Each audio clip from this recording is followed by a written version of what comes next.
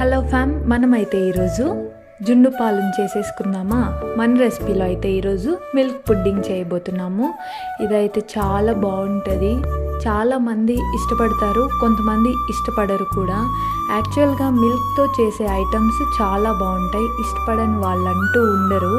అందులో నేనైతే మిల్క్తో నాకు ఏ ఐటమ్ చేసినా స్వీట్ చాలా నచ్చుతుంది.